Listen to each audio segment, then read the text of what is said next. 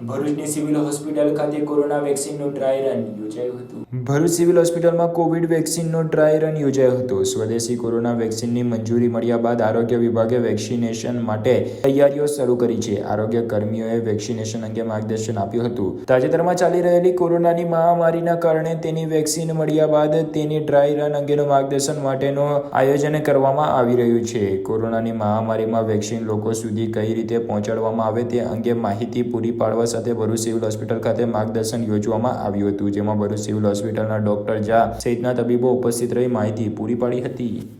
નમસ્કાર, હું doctor Ravishankar Rajendra Jha, senior medical officer civil hospital Bharuch છું અને સાથે સાથે નોડલ ઓફિસર કોવિડ-19 વિભાગનું બી કાર્યરત કામ કરું છું.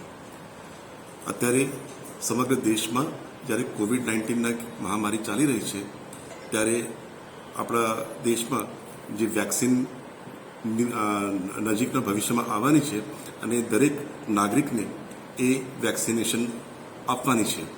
તો તેના ભાગરૂપે આજ રોજ એક ડ્રાય રન એટલે કે એક જાતનું વેક્સિન આપવાની મોક ડ્રીલ આજે અમારે સિવિલ હોસ્પિટલ ભરૂચમાં કરેલ છે અને એનો હેતુ એ છે કે વેક્સિન આપતી વખતે નાની મોટી કોઈ જગ્યાએ શું અડચણ આવે છે એ શીખવાનું, અડચણને મટાડવાનું અને એનું નિવારણ કરવાનું, જેથી ભવિષ્યમાં જ્યારે સાચું વેક્સિનેશનનું કેમ્પેન થાય ત્યારે આખું કામગીરી એકદમ સુચારુ રૂપે થાય અને નાગરિકોને એનો સંપૂર્ણ લાભ સારી રીતે મળે.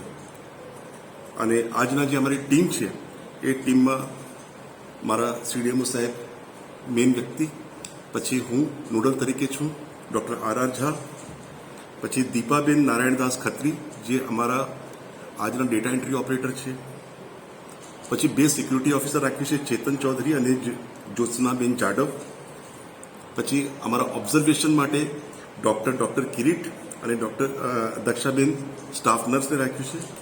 એ ટીમ છે અમારી. એ ઉપરાંત આજે જ્યારે અમે કામગીરી મોક ડ્રીલ ચાલી રહી હતી ત્યારે જિલ્લા પંચાયતના ADHO ડૉક્ટર ધુલેરા સાહેબ અને વાગરાના THO ડૉક્ટર સિંહ એ ઓબ્ઝર્વેશન માટે આવેલા અને સંતોષ રીતે કામગીરી ચાલી રહી છે એવું અમને ફીડબેક મળેલ છે.